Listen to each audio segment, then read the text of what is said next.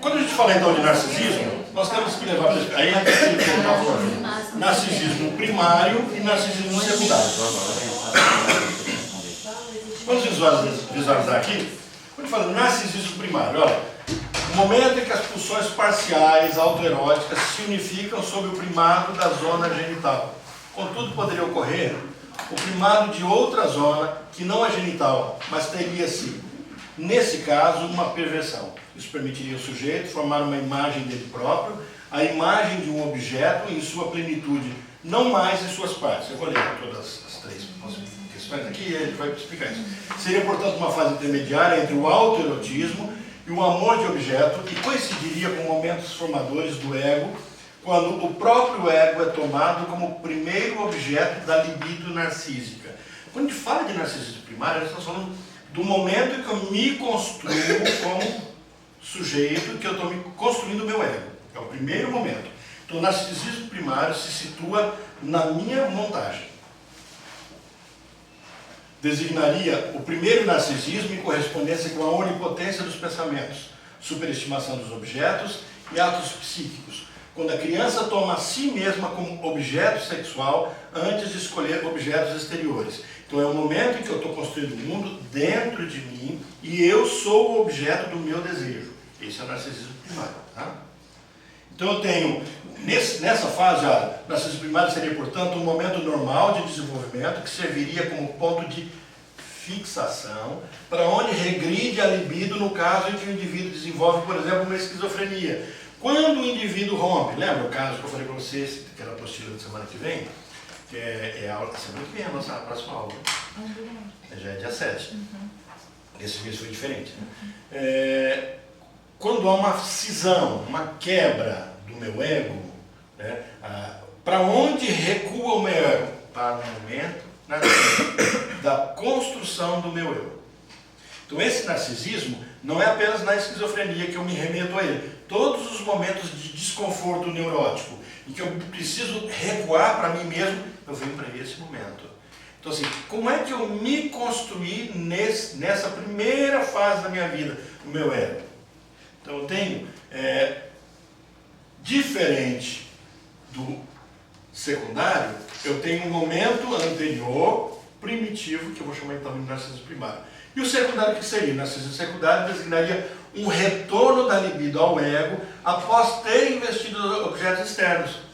Assim, o segundo narcisismo já é maduro, já é algo do qual eu, neurótico, recorro nos meus desconfortos e vivencio aquelas emoções. Olha, eu, psicótico, ao romper com a sanidade, com a coerência, com padrões que me situam como sujeito do meu próprio desejo, eu retorno de forma fixada, regrido, a uma instância em que eu não estou construindo relações objetais.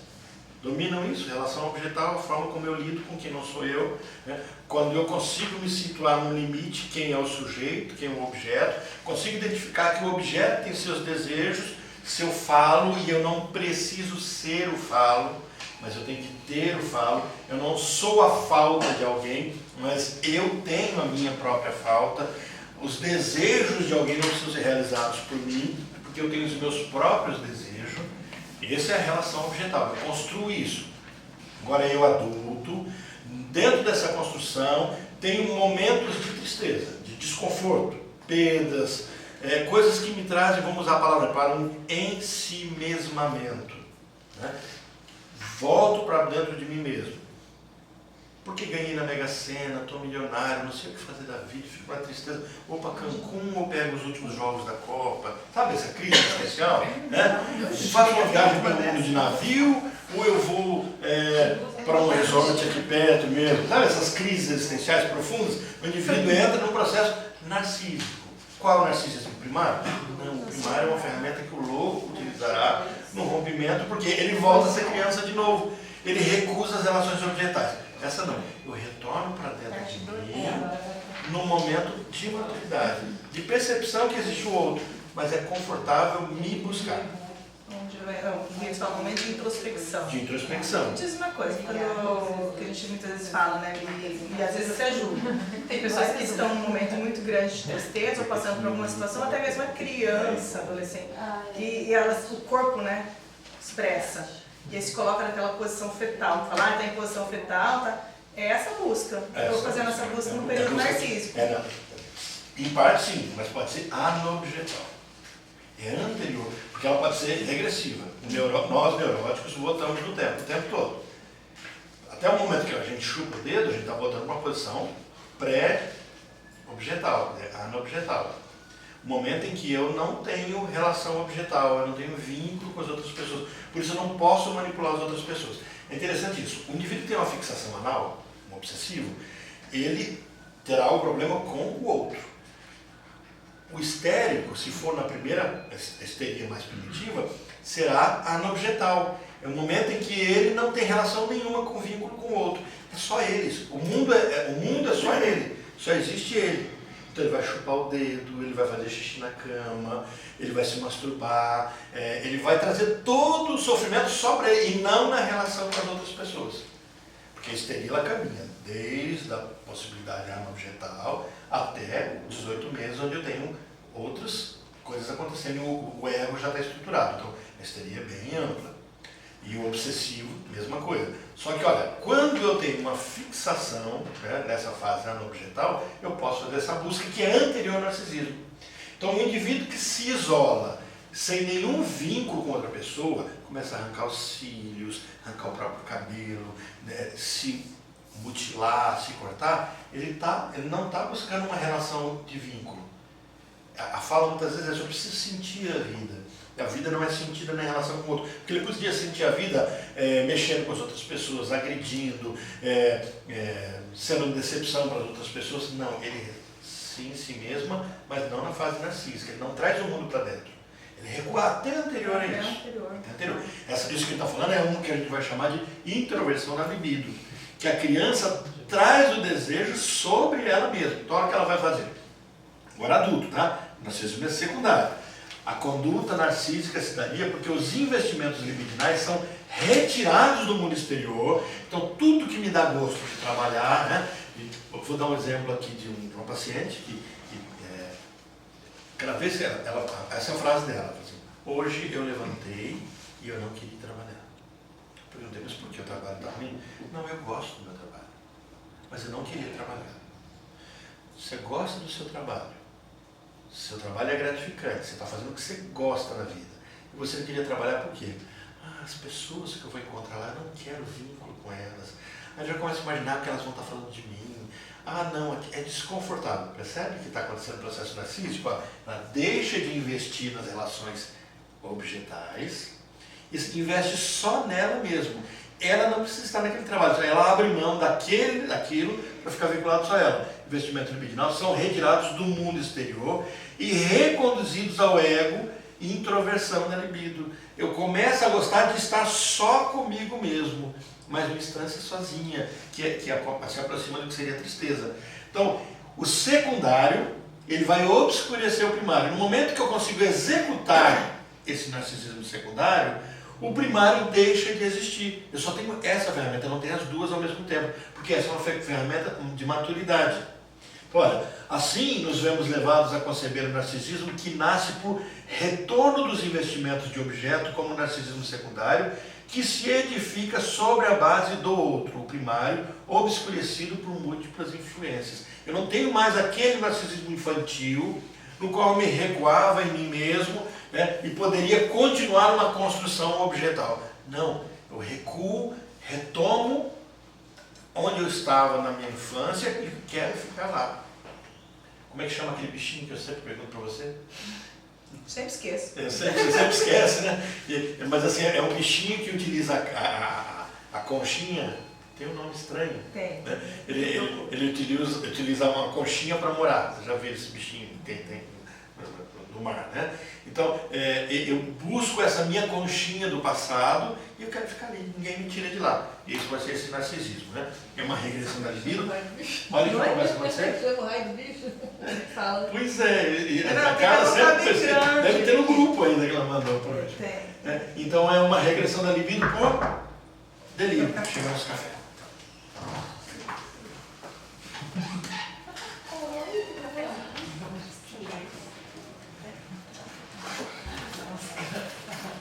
Ó, já que tem uma garrafa aí, a outra fica aqui, tá? Gostei da ideia. Gostou, né? Eu também. A gente tá pensando em fazer, ouvir sua ideia, só que porém não ideia, colocar essa garrafa lá. Não, mas vocês tomaram todo o café aí, ó, no primeiro pardal. Deixa a gente pegar aqui então o cafezinho, né? A gente tem pãozinho ainda, tá? Pelo jeito nós vamos perder, né, o café. Melhor. Obrigado. O texto aqui, o Freud fala assim, o parafrênico parece realmente ter tirado sua libido das pessoas e coisas do mundo. Desculpa. Ele fala assim, o parafrênico parece realmente ter tirado sua libido de pessoas e coisas do mundo externo sem substituí-las por outras na fantasia. Certo. Então o esquizofrênico ele é alterótico. Exatamente. Ele vai entrar numa fase alterótica, ele não tem essa construção externa deixa de existir. É por isso que o omega fezes, essas coisas têm valor porque são produções dele. Gente, vocês entenderam o que o Leandro está lendo aqui? Essa percepção? Quando a gente vai para essa perspectiva do narcisismo primário vinculado às esquizofrenias, parafrenias, essas situações, elas não trazem construções sociais objetais. E é por isso que aí, por exemplo, você vai perceber um psicótico, um esquizofrênico, mexendo com as fezes dele, que são produções dele, e vai estar de boa, tranquilo com isso. Por quê? São construções dele, ele não está incomodado com construções, ele não traz o outro para dentro dele. Ele está bem naquela fase narcísica primária e mantém ela. Diferente do neurótico, que não vai ter essa ferramenta, ele vai trazer o mundo para dentro dele, e só que vai construir um mundo solitário, que seria mais ou menos, a gente poderia até, dentro de uma relação objetal, colocar um pouquinho aquela construção do mundo de Bob, né? Não tem? No Fantástico de Bob, ele tem o mundo dele, a realidade dele, as fantasias dele. Por isso que vai ser uma regressão dele por delírio. Ele começa a delirar o mundo dele. Não importa como o mundo é, mas vai ser o mundo dele. Mas é bem isso. Para a esquizofrenia eu não tenho esse caminho. Não tem, né? O mundo externo não existe. Não existe. Não existe. Rolando, eu tenho uma amiga, e ela tem a média dos 35 anos, 35, tem família e tal, constituído tudo. E é bem íntima, né? Então a gente vai lá, toda pessoa mais íntima, ela mostra um pouco os seus defeitos, né? Se sente à vontade. E um dia lá, assistindo um filme, batendo um papo, ela começou a chupar dedo. Assim, moça, gente, me desculpa, esse é o meu mal. Eu vou confessar para vocês o meu pecado, então eu não consigo ficar vendo filme ou dormir sem chupar dedo. Com o marido do lado, as filhas, né? Essa aí seria uma pessoa que está voltando a esse estado que você está falando. Necessariamente não. Não. Essa é interessante a sua pergunta. Por quê? Nós temos duas construções que podem acontecer. A pessoa pode estar voltando ou a pessoa pode ter criado um hábito. Nós temos hábitos acontecendo. Então, como é, vamos supor, está com visita. Como é que eu controlo o meu mundo externo? Eu posso controlar, o obsessivo faz isso, eu controlo. Ou eu posso sair do mundo externo. Eu crio, a gente chama isso de dissociação de campo. Isso a gente faz, sabe quando? Você está ouvindo uma palestra, alguma coisa está chata, você começa a tremer a perna. Né? Você começa a pegar um lápis. Roer unha. Então é como se você dividisse a sua atenção, sua mente em duas. Uma você faz algo mecânico e a outra você consegue se concentrar. Então assim, você evita, você cria sensações paralelas. A homeopatia faz isso. Então vamos entender da homeopatia para aplicar nisso. Na homeopatia você cria doenças iguais. Então o indivíduo tem enjoo, ele precisa curar do enjoo. Então eles tomam de forma energética, né? Energia sutil, dos florais, uma energia que não é sutil, você monta uma energia que vai promover enjoo. Por isso são doenças iguais, a homeopatia. Né?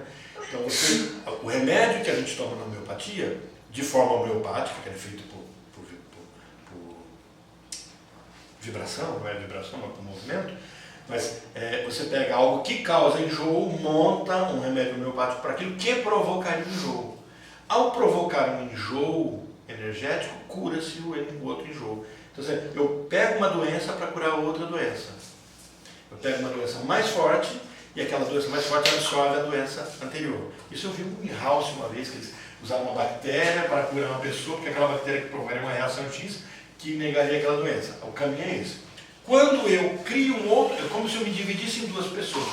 E eu dou conta de criar conforto numa parte minha, esse conforto invade a outra pessoa. Isso é ferramenta do neurótico.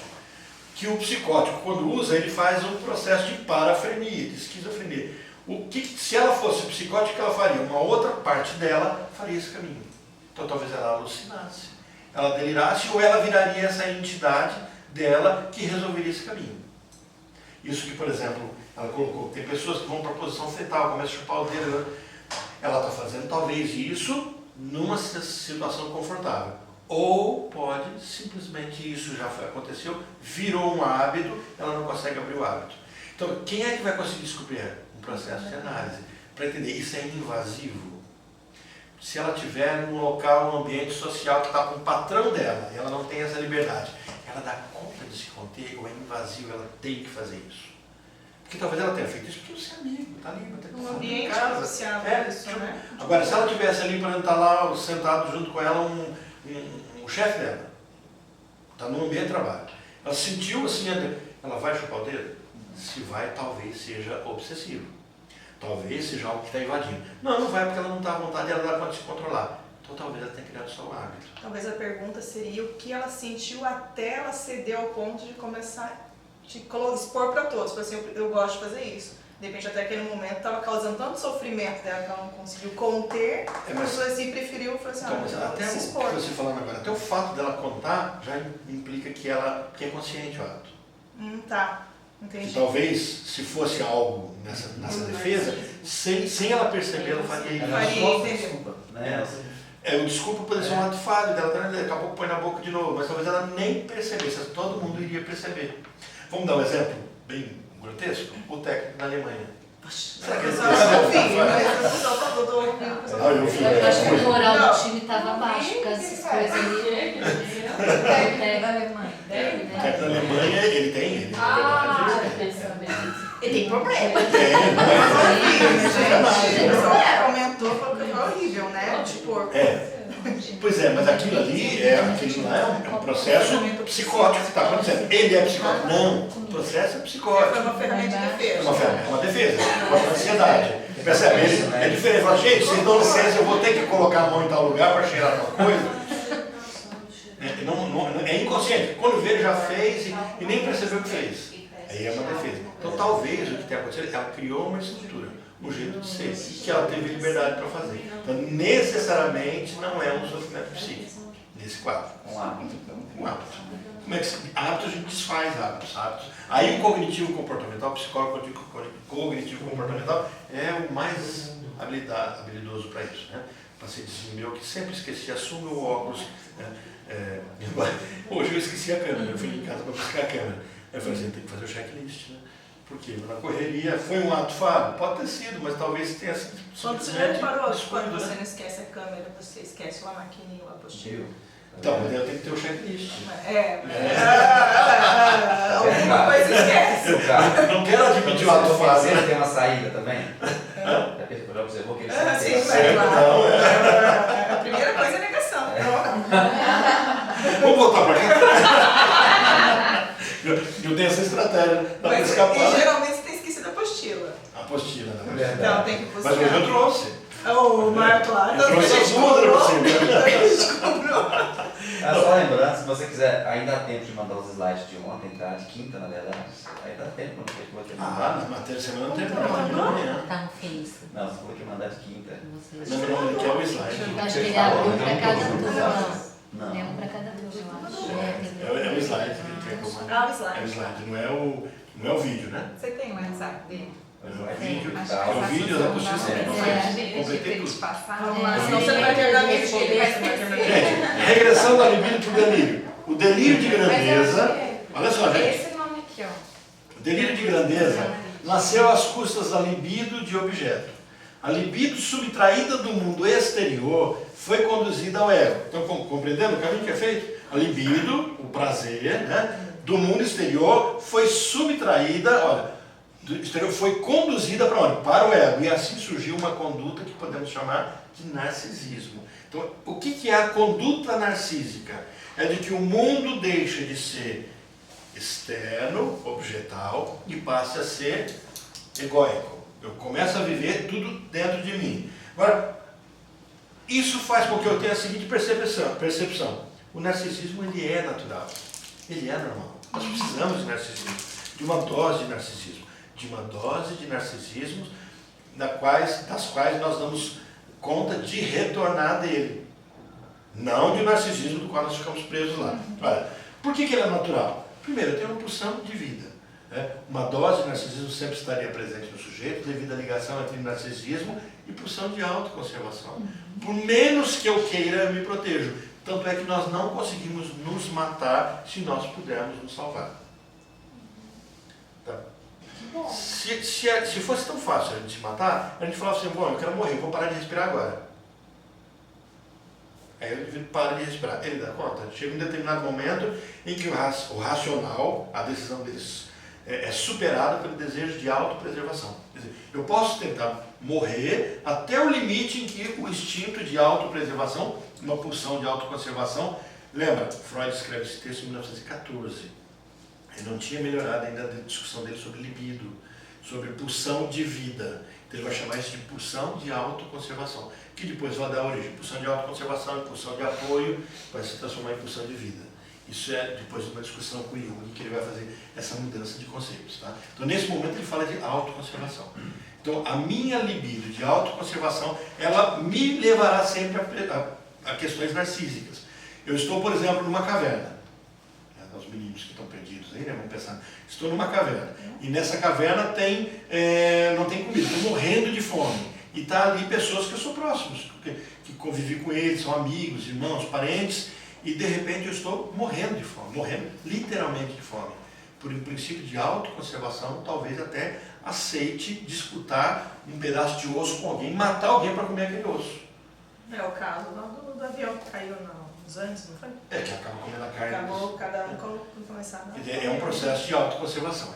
Comparação entre o narcisismo e os estados normais e entre o narcisismo e as afecções psíquicas. Olha só, mais especificamente, na seção 2 da introdução do narcisismo, Freud faz considerações sobre os caminhos pelos quais o narcisismo pode ser estudado. Como é que a gente pode ver isso? Olha, afecções orgânicas, afecções psíquicas, vida amorosa das pessoas normais e o estado de dormir. Então vamos tentar ver como é que o narcisismo nos atinge o tempo todo. Vamos ver no corpo. Como é que ela acontece no corpo? Foca no sofrimento. Eu pensei numa foca, essa bichinha, né? Brincando. A pessoa afligida por uma dor orgânica, por sensações dolorosas, resigna seus interesses por todas as coisas do mundo que não se relacionam com o seu sofrimento. Quando eu sou narcísico, tenta imaginar a seguinte situação. Você está andando, você está no seu trabalho. De repente você corta o dedo. O trabalho que fique de lado. O seu dedo cortou. Certo? Você está atrasado no seu trabalho. Você está andando. De repente tem um acidente de trânsito e você tem que correr pela sua vida. Que fique atrasado, você está pouco ligando. Você acabou de comprar um tênis, R$500 o tênis. Um ladrão vai te assaltar. Você joga o tênis e sai correndo. Não quer saber se custou 500, R$1.000, né? Porque é a sua vida que está em jogo. Isso é narcisismo. Entendeu? Então quando eu quero abrir mão do narcisismo, eu nem sei do que eu estou querendo abrir mão. Porque o narcisismo é necessário. O que eu estou fazendo naquele momento? Eu esqueço o mundo e volto para dentro de mim. Esse investimento egóico me promove condições de autopreservação. Eu preciso disso. Mas eu volto de novo para a relação investimento objetal. Diferente do narcisismo primário, onde eu não recuo, que é o das parafrenias. Quer dizer, eu recuso os vínculos sociais e fico confortavelmente preso. Um parêntese. Para Lacan, não há mistura estrutural. O que é mistura estrutural? O neurótico nunca enlouquecerá ao ponto de se tornar psicótico. O psicótico nunca neurotizará ao ponto de ser neurótico. Cada um trabalhará as defesas dentro da sua estrutura. Bom, então eu posso dizer que um neurótico pode ficar louco? E aí? Depende, naquele caso, como você falou, onde que ele quebrou. Ele é neurótico, a estrutura Não, mas é no caso neurótica. dele ele não era assim. E o sofrimento é tão grande que ele precisa da loucura. Ele precisa da loucura. Tem um caso na série Mental, onde o David Carradine faz o papel de um psicólogo, que ele leva a esposa para perder medo de relâmpagos. Vocês assistiram essa série Mental? Vale a pena, muito bom. Ele vai para uma montanha, acho que não tem no Netflix não. Não, eu comprei ela, a série, né? Mas não sei onde a gente consegue achar. Eu comprei ela em DVD. Ele leva a esposa para uma montanha para ver uma tempestade de raios com o sol. Não tem problema. E um raio cai na esposa. Então ele é apaixonado pela esposa, não é? Então ele se sente culpado. E aí como é que ele convive com a culpa, com o remorso, com o arrependimento, com a imperícia, como é que ele enfrenta a família, como é que ele enfrenta tudo isso? Qual é o único caminho? A loucura. Só que a loucura não está disponível na estrutura dele. Essa é a discussão de todo o episódio. É bem interessante, porque ele se faz de louco. Então ele fantasia a loucura. Só que não é fingimento. Ele se embota, ele trava e fica perdido dentro da própria mente dele. Então, assim, é o que a gente vai chamar de estar com estresse pós-traumático, estar vivendo a amnésia. Então, algumas pessoas fazem isso, eles esquecem, perdem 10 anos de memória. Tem uma paciente, a pessoa que estava atendendo, ela perdeu o conhecimento da área dela. É professora. A área que ela é professora, ela esqueceu. Tenta imaginar uma professora de matemática que não sabe números mais. Perdeu os números. Não conseguia mais contar. Tudo estava normal, mas os números não conseguia contar. Foi para o médico, a explicação simples, não, afetou, ela teve aqui um colapso, afetou uma área do cérebro que mexia com os números. Curioso, que ela é professora de matemática, né? Por que não afetou a área da linguagem? Por que não afetou a área dos movimentos? Dos números, que ligaram à profissão dela, da incapacitação. Né? E aí aposentou, porque não dá conta, mas tem todo esse caminho. Isso é uma forma da gente enlouquecer, não tendo a estrutura de louco. Posso recuperar?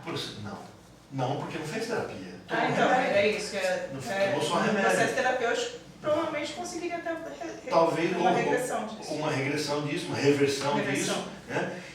Ou se não total, pelo menos a compreensão do porquê que aquilo é necessário. No processo neurótico, a gente tem que compreender. Os nossos adoecimentos são necessários.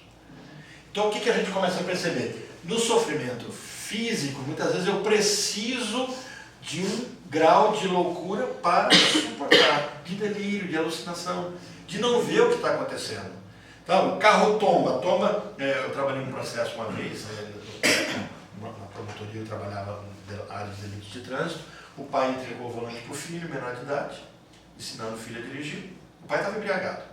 Entregou o volante, o filho cruzou uma rodovia, BR-140, acho que é Brasília, na entrada de Samambaia.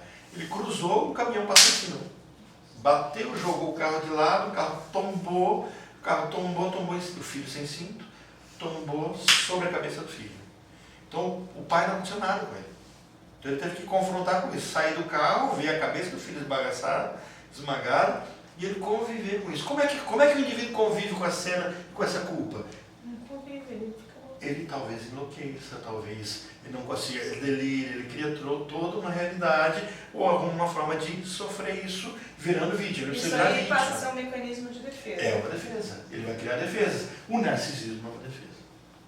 Então você vê esse indivíduo talvez começa a não enxergar a realidade do mundo, começa a viver um delírio, pode perder memória, pode esquecer aquela época. O problema é só neurológico. O meu neurológico, na pancada, ele levou um susto, apagou, desligaram os disjuntores. É uma defesa. Né?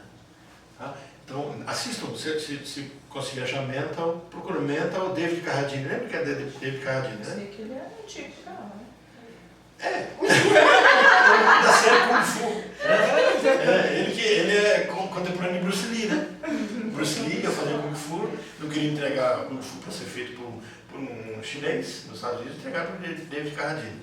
Professor, por que a professora esqueceu a matemática que ele não morreu, o marido dela morreu. Morreu de uma forma assim. Então, do nada, tá bem hoje, no dia seguinte já não está mais, o mundo caiu de uma vez só. A dor era muito intensa, então ela tem toda uma história. Na verdade, ela não é minha paciente, né? Atendo alguém da família dela. Então, esse caminho aconteceu, né, por conta disso. E eu fiquei sabendo desse Mas é possível uma reversão, né? Você está tratando questão do processo processo. terapêutico. Na série Mental, vocês vão ver uma das saídas que o psiquiatra tem. É muito boa, muito interessante. Por exemplo, é um choque. E é agressivo, extremamente agressivo. Um choque elétrico? Mesmo de choque, não. A cena que ele faz, ele leva, o homem está paralisado. Ele é carregado por cadeira de roda, ele é alimentado na boca, ele está catatônico. Aí ele começa a ofender o David Carradine. Você é um assassino, covarde. Porque ele percebe que ele está escutando tudo. A mente dele está ali. Você matou sua esposa. Você não vale nada. Aí os familiares estão tendo quase querendo pegar o médico de surra, né? É uma sessão experimental. Ele começa a trazer. Quando ele traz, aí o David Carradine levanta e gruda no pescoço dele e começa a gritar com ele. Ele saiu. Vocês vão ver esse método também sendo usado no filme A Ilha do Medo. Na Ilha do Medo, o psiquiatra faz exatamente esse caminho, colocar ele de frente com as dores dele. Porque na Ilha do Medo, por que aquele homem não é psicótico, estrutural? Ele é neurótico. A psicose surge como saída. Tanto é que no final, vocês assistiram a Ilha do Medo? Assisti. Na Ilha do Medo você tem exatamente aquela cena em que ele sabe que tudo aquilo é alucinação, só que ele opta por aquilo. Ele diz assim, é melhor eu viver como louco do que aceitar a realidade que eu matei minha família inteira. Quem não assistiu agora? Alguém não assistiu? Eu não. Não, assista. Então eu não vou contar que ele morre no final não, tá? Orlando, desculpa o parênteses, você falou uma palavra aí, o que significa catatônico? Travado. Catatonia. A pessoa fica sem reações. A Ilha do Medo ou na Ilha do Medo? A Ilha do Medo. Ilha do Medo, muito bem. É com o DiCaprio. Com o DiCaprio. Então, esse indivíduo agora, nesse narcisismo, ele para de amar. Uma observação mais precisa nos ensina que, enquanto sofre, também retira de seus objetos de amor o interesse libidinal. Por isso, o indivíduo narcísico, que está sofrendo uma dor física muito intensa, lembra? Nós estamos trabalhando numa afecção, né, física, onde o foco é sobre o sofrimento. Comendo o sofrimento, ele para de ter as relações de amor. Por isso você vai ver essa pessoa, poxa, não me ama mais. Não? E aquela pessoa não dá conta de ter interação com a família, reconhecer o filho, o esposo, o pai, a mãe, porque o sofrimento narcísico dele é muito intenso. Por isso que eu falo narcisismo é vaidade. Não, narcisismo é embotamento, é trazer para dentro de si, botar dentro de si toda essa situação. Né? A libido vai se misturar com o próprio ego. Libido e interesse egóico têm aqui o mesmo destino e se mostram outra vez indiscerníveis. Não consegue, mistura, vira uma massa só. Lembra que o bebê vive um caos, onde a libido e o ego é uma coisa só? Depois é que ele organiza o ego. Olha, todo isso é um processo. Por isso que eu precisei resgatar com vocês desde o começo da psique, né? Quando é que se estrutura o meu inconsciente, todo esse caminho acontecendo. Quando eu entro nesse processo narcísico para resolver meus problemas, eu volto para um momento onde eu e os meus desejos, os meus prazeres, são uma coisa só. E aí eu não consigo fazer essas relações objetais. Né?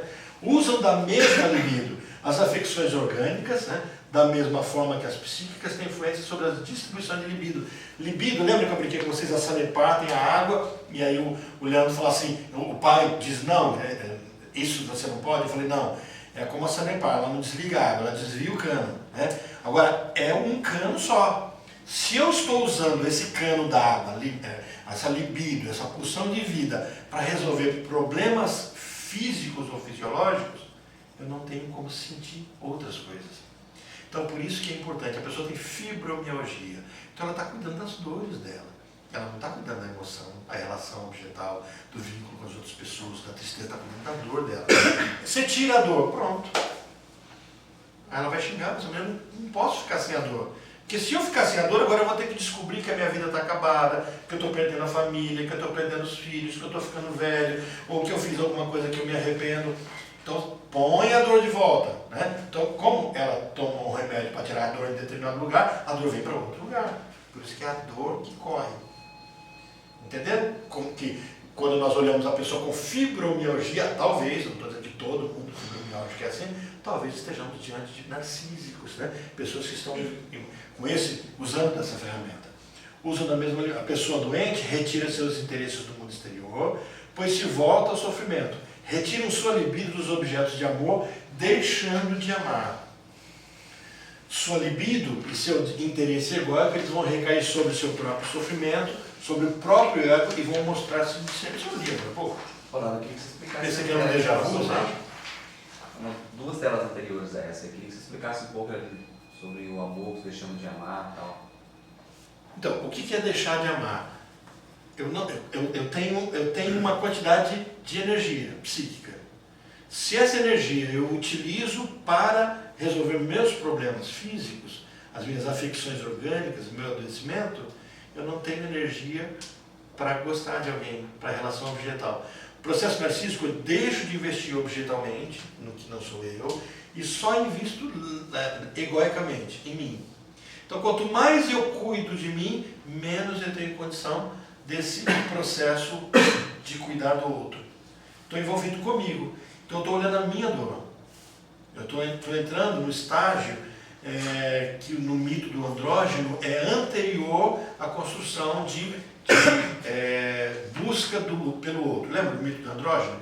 Os deuses pegam um andrógeno, um ser completo, dividem ao meio, e esses seres que deveriam sentir a dor e procurar os deuses pedindo de alguma forma para curar a dor deles, eles não olham para os deuses porque a dor é tão intensa e eles olham para o próprio umbigo, para a dor deles. E como é que os deuses resolveram esse problema? Colocam dentro desses seres, agora divididos entre masculinos e femininos, o desejo, a esperança de que no mundo a outra laranja, a outra metade deles está por ali e eles vão conseguir achar. Então é a esperança que vai resgatar essas pessoas. O processo egóico, esse processo narcísico, o primeiro estágio é a cisão, eu perdi algo e agora eu não olho mais o que eu perdi. Aí ele fala assim, nossa, eu perdi. Eu falo, meu Deus, eu estou cortado. Essa é a dor. Não é a dor de perder alguma coisa, é a dor de que eu não tenho alguma coisa. Então, o indivíduo narcísico, nessa fase, ele está tão envolvido com o sofrimento dele, tão envolvido que ele não tem energia para descobrir aquilo que ele está perdendo. Ele não faz investimento objetal, ele faz investimento egóico. Por isso ele não consegue amar. Ficou mais claro? Sim, sim. É porque a definição de amor para a psicanálise é prazer. O que é amor? Aquilo que me dá prazer. Ainda que me dê prazer para o futuro. Ainda que me dê prazer como falo. Eu busco no outro aquilo que falta em mim. A gente chama isso de amor. Amo-te, mais em ti do que tu. Lembra do Lacan? É isso. O que é amor para Lacan? O que é amor para essa psicanálise lacaniana? Não é amar alguém, é o que alguém tem. O que alguém tem me dá prazer. Quando a mãe ama o filho, esse ato poético lindo, ela ama o filho porque o filho tem algo que preenche ela, que completa ela. Ainda que seja uma esperança. O filho é um traste, ele mexe com droga, bandido, mas ele carrega algo dela. Não é ele, não ama ele, ama algo que ele carrega. Por quê? Porque o filho é o falo. É nessa perspectiva. Agora imagina, eu não busco nada fora. Pronto, isso é só amor. Não tenho mais energia para nada. Mistura do ego com o sofrimento. E aí então eu tenho também as possibilidades de... acho que dá para a gente caminhar pelo menos nessa parte da hipocondria, né? É o computador que está dizendo assim, para. Ele fez isso na última aula também, foi na fronteira do limite. Vocês lembram da quinta que ele travou também? Na quinta. Que ele fez o travamento desse jeitinho. Não sou eu, mas o que é hipocondria? Vamos avançar na apostila de vocês, até que o computador resolva fazer alguma coisa aqui. Vamos lá, deixa eu reiniciar o programa. Você pode parar meio-dia, né? Então, isso, já deu aqui? Não, falta 4 minutos. 4 minutos, ó. Então, a mistura do ego com o sofrimento. Olha, sua libido, seu interesse egóico. Lê pra gente, Carlos, o que foi? Sua libido e seu interesse egóico recaem sobre o seu próprio sofrimento, sobre o próprio ego e mostram-se indiscerníveis. Quando a cura vem, o indivíduo precisa voltar ao investimento do ego com libido até o objeto. Porque o sujeito pode adoecer se por consequência de uma frustração não pode amar. O indivíduo pode adoecer se ele não pode amar. Então, dentro do que você mesmo colocou agora há pouco, né, o André colocou agora há pouco, como é que funciona a questão de não amar? Né? Se eu não posso amar por conta disso, o que eu começo a fazer? Adoecer. Então, eu não estou amando, eu começo a adoecer. Começo a ter medo de adoecer. Então, o que é a hipocondria? Vamos definir primeiro o que é hipocondria. O que é hipocondria? Uma Doença em causa orgânica. Na verdade, eu estar vivenciando o tempo todo sob a sombra de estar doente. Então, o hipocondríaco não é aquele que só toma remédio? A definição É porque você carrega a definição do hábito. Uhum. E, na verdade, qual é a definição psicológica da hipocondria? Doença em causa Eu imagino que eu estou doente. E se eu imagino que eu estou doente, então eu estou doente, porque a doença ela é psicológica. Então, assim, quando eu pergunto nessa visão médica, hipocondria é um indivíduo que toma remédio para tudo, mesmo não estando doente. Mas se eu tomo remédio é porque eu estou achando que eu estou doente. Então, por que eu carrego essa doença? Já que eu não consigo fazer relação objetal, eu estou vinculado a mim. Mas como eu vinculo só comigo, começa a adoecer. Porque eu estou incapacitado de amar. Então, na verdade, a hipocondria nada mais é do que a incapacidade de amar. Impedimento de que eu me ame. Aqui nós estamos quase chegando lá. Mas a incapacidade de me amar ou de amar? Tanto faz, porque na verdade, lembra, eu amo no outro aquilo que eu desejo para mim. Então é capacidade de amar, não é de me amar só. Porque eu só consigo amar o outro se eu me amo. No momento em que eu estou narcísico, eu posso imaginar, então eu me amo. Não, nesse momento é uma confusão que começa a acontecer. Porque eu consigo construir amor, o amor sempre será relacional. Não há amor de mim para mim mesmo. Quando eu me amo, eu estou me amando aos olhos de alguém. Voltamos às 3 bruxas com o olho só. Qual olho que eu estou usando para me amar? Não, eu ceguei. Até o olho único que eu tinha, eu ceguei. Porque eu não quero ser visto. Cortei as relações objetais. Não tem mais amor. Então, o indivíduo narcísico profundo, que se vincula nesse narcisismo secundário, ele começa a não enxergar mais o amor. Então, eu tenho aqui a hipocondria como um caminho para estudo do narcisismo também, né? Uma doença sem causa orgânica, que a gente já falou agora há pouco, e eu começo a ter uma distribuição inadequada da libido. A hipocondria se exterioriza como na enfermidade orgânica em sensações corporais penosas e dolorosas. Já que eu não dou conta do outro, já que eu não dou conta de amar, então eu tenho que ser castigado. Eu não posso viver. Sem amor eu não posso viver. E coincide também com ela por seu efeito sobre a distribuição da libido. E já que eu estou desconfortável, eu sou esse desconforto. Eu só estou. Eu passo a ser aquilo que me dói. Então eu tenho hipocondria, comporta-se da mesma forma que um indivíduo com doença orgânica, ao retirar o seu interesse egóico e sua libido dos objetos e concentrá-lo no seu sofrimento. O hipocondríaco não é mais alguém que ama estar com o outro ou que está no outro. O hipocondríaco ama a própria doença, o próprio sofrimento. Não ama nem a si mesmo, ama o próprio doença. Então, nós temos as condutas narcísicas dentro da psicose, né? Estariam presentes nas várias afecções mentais, aí na esquizofrenia, tem esse delírio de grandeza. Eu contei para vocês já a história do Marechal de 5 Estrelas. O menino chega, esse é um psicótico, né? Chega diante do professor Dionísio, que é o diretor da Essa tem vários zooms. Na penúltima. Não, tem várias ele chega e fala assim, quem é o senhor, né? E o menino assim, e ele escreve, qual é o seu nome? Ele fala assim, sou fulano de tal, general de 3 estrelas. Isso, menino psicótico. Professor Dionísio, né? Assim. Vocês conhecem o professor Dionísio? Já ouviram? Ele está no YouTube de vez em quando. Tem um canalzinho. Vocês vão lá, a ANPC, Associação Nacional de Psicanálise Clínica. Ele é o diretor dela. É um paraguaio, uma barbichinha. Uma pessoa maravilhosa. E eu trabalhei com ele. Né? Aí ele olhou para mim e falou assim, e eu sou um marechal de 5 estrelas. Bata a continência para mim. Na hora ele entrou no delírio, na alucinação dele, teve sessão. Trabalhar com psicótico, você não pode trabalhar de fora do delírio, você tem que entrar no delírio. Tem um filme maravilhoso que fala disso, né? Só que eu me esqueci o nome dele, eu tenho ele em casa, a Graça que passou ele para mim uma vez. O filme é maravilhoso, porque você assiste o filme todinho dentro de um delírio, depois você percebe que tudo está acontecendo num monte de tralha, tipo um lixão. É um castelo, e corre, aquela coisa toda, tudo você vai assistindo, depois você vai vendo aqueles castelos que você passou, era um lixão, e o psiquiatra tem que caminhar junto com os pacientes no meio daquele lixão, como se fosse de fato o castelo dele. E aí ele consegue atingir. O Winnicott trabalha esse viés, né? De você entrar no delírio da criança, porque o que normalmente se faz? Você olha de fora a criança, você resgata ela. Você não resgata nunca, a criança não vem. Você entra no mundo da criança. Lá você pega a criança e traz ela de volta. Com psicótico você faz o mesmo caminho. Você não pode chegar para o psicótico e falar assim, o que você está vendo não existe. Não. Aí ele vai ficar quieto e vai perceber que você está no mundo dele.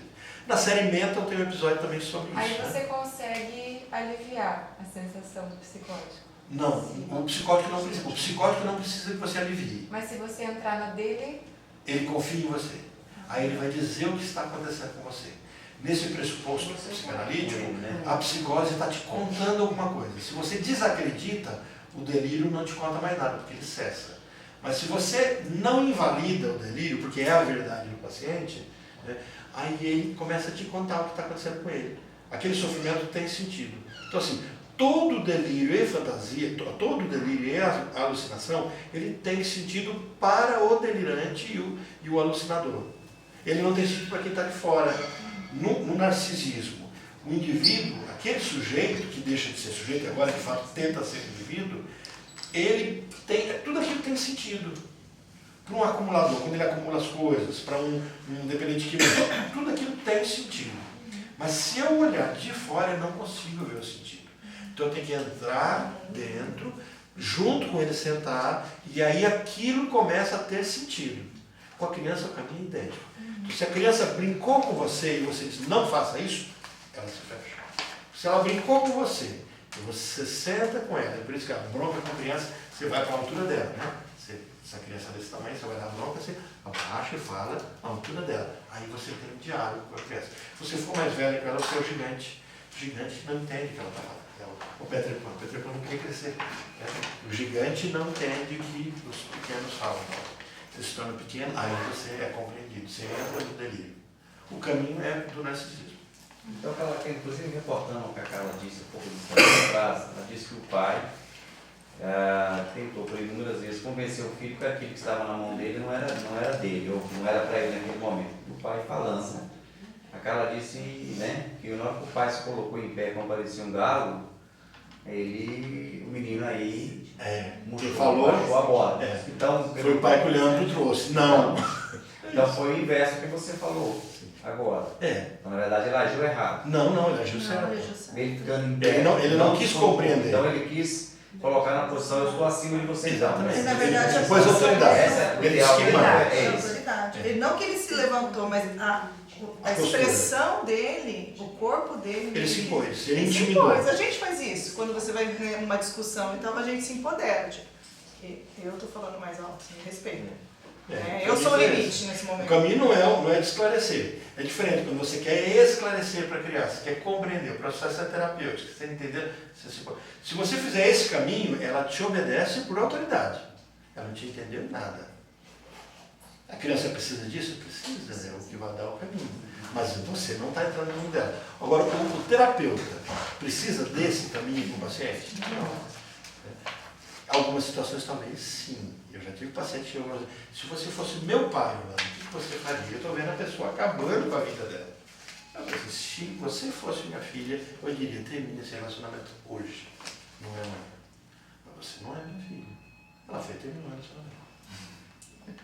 Ela precisava que o pai falasse, mas eu conheço a história dessa paciente. Ela precisa de um pai, ela busca o pai, todo o sofrimento dela é por conta de um pai que a abandonou. Então naquele momento ela estava dizendo, por favor, seja meu pai, porque só vou obedecer um pai. Ela buscava uma voz. E aí eu fiz a voz do pai dela. Foi isso.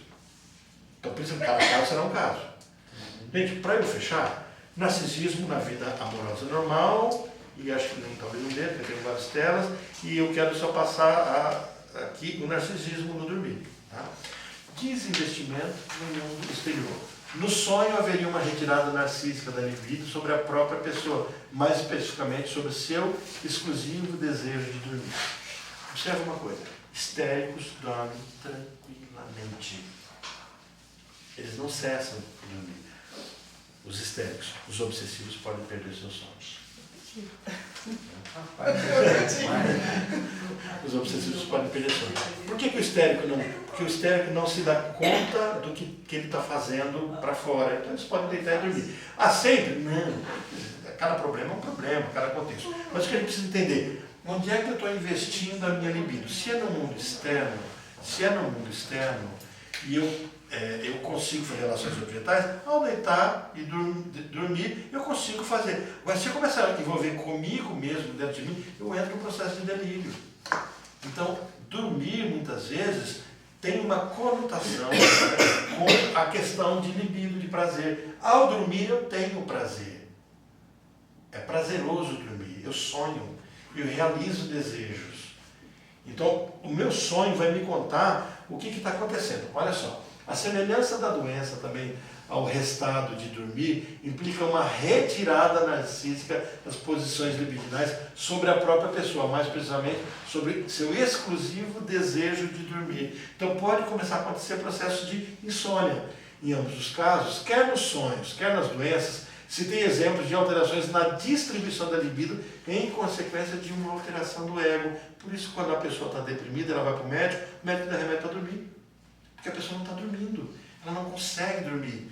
Porque ela está tão fechada dentro dela que ela não constrói ilhas de prazer, vínculos. Então ela não faz esse caminho, ela deita à noite e ela está em si mesmada, está voltada para ela mesma, para os problemas dela.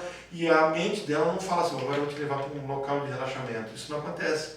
Então ela precisa de um fármaco, de uma química para derruba ela, aí ela vai e ela não dorme prazerosamente. Ela é, na verdade, anestesiada. Certo? Esse é um relato das pessoas que tomam remédio para dormir. Na verdade, um trator passa em cima. Quando no dia seguinte parece que sai de uma guerra. Não foi prazeroso. Eu me lembro de um paciente que fala assim, tomei melatonina e dormi tranquilamente. Há muitos anos eu não dormi desse jeito, porque a melatonina é hormônio. Não dormiu porque alguém derrubou ela. Dormiu porque o corpo falou, agora é hora de dormir. Certo? Terminar então com esse quadrozinho bonitinho aqui do menino dormindo, com o seu ursinho, seu objeto de apoio. Aqui não é mais só a pulsão de autoconservação, mas de apoio, precisa do conforto. Né? Bowlby trabalha a questão da teoria do apego, trabalha exatamente esse primeiro ano de vida, onde a criança precisa trazer para ela conforto. Então ela está construindo aqui um momento narcísico.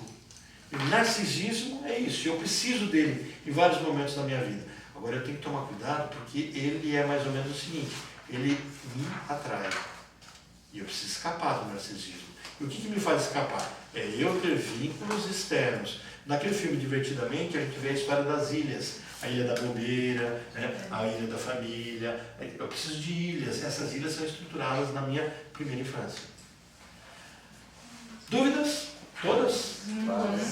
Gente, eu vou deixar agora para vocês o material do nosso próximo encontro. Semana que vem a gente tem? Semana que vem, psicose. A gente começa a alucinar esse processo da psicose.